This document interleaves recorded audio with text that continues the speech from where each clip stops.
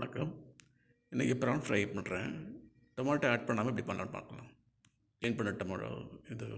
Clean பண்ண prawns வெயினில் எடுத்துச்சு நீட்டாக இருக்குது. ஸ்ப்ரிங் ஆனியன் வச்சுக்கிட்டோம்.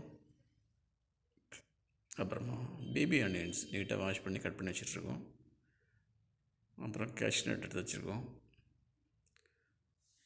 ப்ளஸ் தேங்காய் சில்லு கட் பண்ணி வச்சுட்ருக்கோம். அப்புறம் வழக்கமாக இஞ்சி பூண்டு பேஸ்ட் அதுக்காக ஃப்ரெஷ்ஷாக இது கேஷ்நட் நல்லா சாப் பண்ணி வச்சுட்டாச்சு. ஒரு ஆனியன் 4 பீஸ் போட்டால் போதும், அப்போ தான் ஜூஸியாக கிடைக்கும். இது இஞ்சி பூண்டு பேஸ்ட் ஃப்ரெஷ்ஷாக பண்ணுது. அப்புறம் இந்த ஆல்ரெடி மேரினேட் பண்ணி வச்சுருந்த ப்ரான்ஸ் எல்லாம் போட்டு வதக்குறோம்.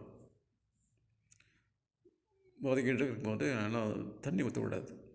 மெயினாக நான் டொமேட்டோ ஆட் பண்ணல, அதனால தான் உங்களுக்கு கிறிஸ்பியாக கிடைக்கும்.